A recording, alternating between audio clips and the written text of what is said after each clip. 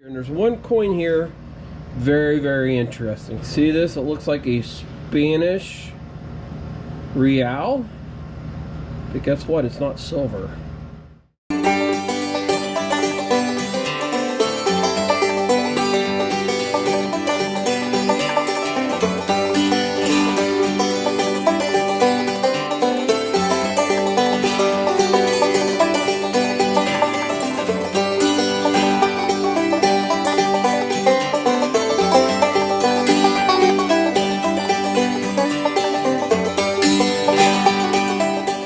A special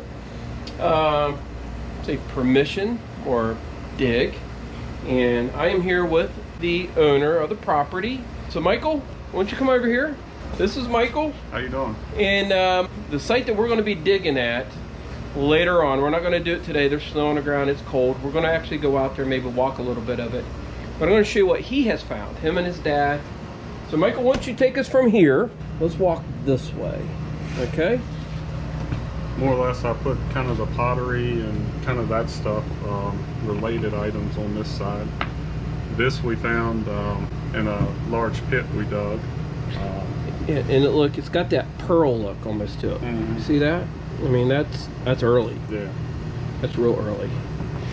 And all of this looks like it might have come off of that same bottle. Yeah, I think it did. And this was actually one piece, and it broke apart when we were digging it. A lot of it was still intact. This here, I don't really know the complete name, but there's part of the name on there. Yeah, that's Croc Bell.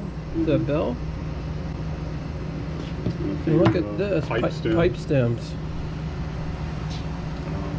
Judging by the stuff, they were pretty well off. Yeah, I would definitely say that.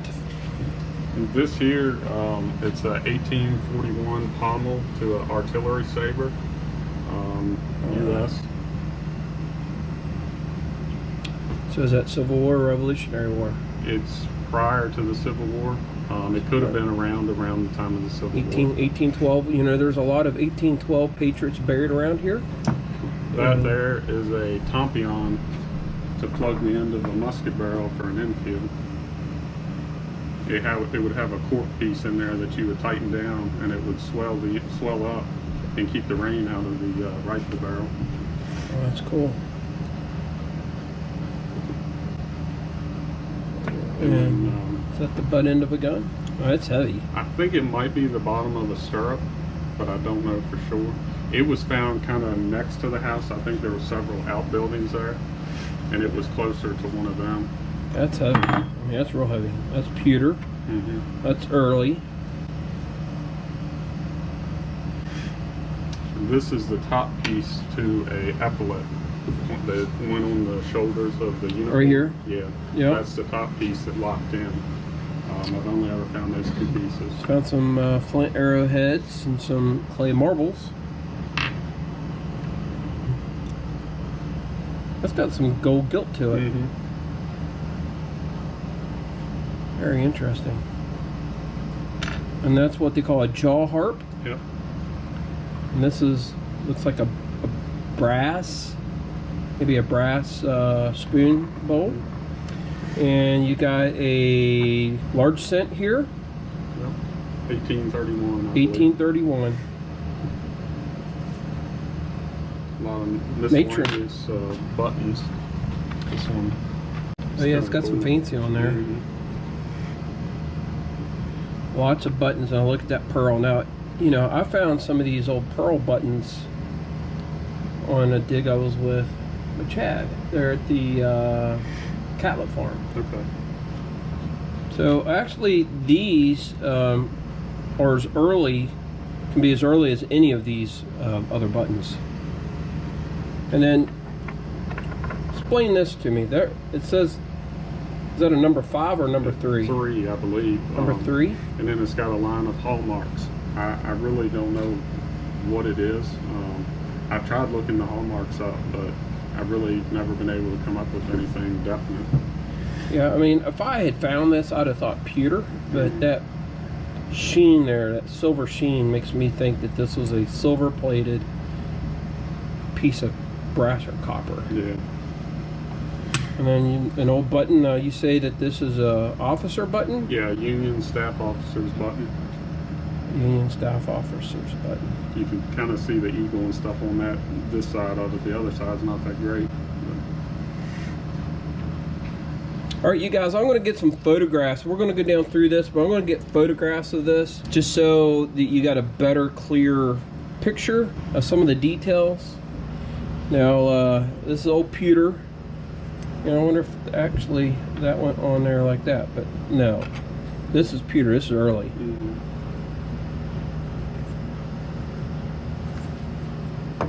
And then this is early fork. Look at that. Can you guys see that? That's an early fork. And look at the bone handle. That's a great find right there. And looks like from the flintlock of a musket. Pioneer musket. From what we could tell, it looks like a 1842 Harper's Ferry rifle.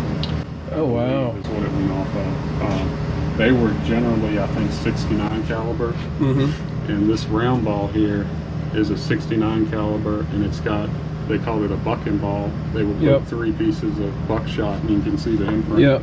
Yep, right there. You can see it right there. That's interesting. Okay, so you got some coins here, and there's one coin here. Very, very interesting. So why don't you, since this is the largest, all right, you guys, I want you to look at this. All right, see this? It looks like a Spanish real, but guess what? It's not silver. So Michael, tell us about this. Actually, my father and my brother found that. They found it a little ways away from the home, but I believe it was one of the early roads into the house, from the actual old wagon road before the Northwestern Turnpike was here. And he found it a little ways away, but kind of on top of a ridge there. And you think it is a counterfeit I real? believe it's a pewter counterfeit real. Very interesting. And then you got a large Indian cent, so that's probably 1860? 59, I think. 59. I think it was the first year. And then you got an 1823. That's very nice. And then he's got this 2-cent piece. What years is this? It's 1869. Now, it was actually found a little ways away from the house site on a nearby hill. And it could have been dropped by a farmer or something like that a little bit later. Yeah, so early buttons there. Anywhere from, I would say, you know, this is probably 1790. These are about 1810 to 1830. Not sure what this is. He didn't know, and neither did I. Of course, this is the back part of it. It's real thin. It's paper thin, brassy. This is off of a knapsack, I'd say. Yeah, Civil War knapsack. And then tell us about this interesting artifact. This piece here caught my eye, this little groove here. So I started looking it up, and it looks like the end piece, your sight would go up here for a musket, and you would slide your ramrod in down here. And usually they have this curvature, and it's kind of triangular shaped. And you thought that this might be from a Harper's Ferry rifle? I believe all 3 of these items was from the same rifle. This, I believe, was the buttstock. It's amazing. This is why it's important to dig the iron, because if you go to a site only digging the high numbers on your detector and you don't dig the grunts or the low numbers, this is the kind of stuff that you're going to miss. And as you can see, this stuff is very historical too. It tells a story, and it's actually treasurable. So you got an old axe head, some old buckles, flat buckles. These are all iron. I don't know, but I think it might be a coffee grinder. I don't know if they had them that early. I think it's an apple core. You know, that could be too. I'm not. Now we got some teeth here. We know that one is a sow or a pig. You think these might be horse, right? I believe so. Yeah. Horse teeth. We've got our early style axe. Okay, I want to go back over here. This also is dug out of the ground, and you can see this is iron, big heavy iron. And do you see that ring right there? Do you guys know what that went to? I believe it's a pendulum to a clock. That would be swinging back and forth, so it would Big old grandfather clock, right? keep time. Yep. I think you're right.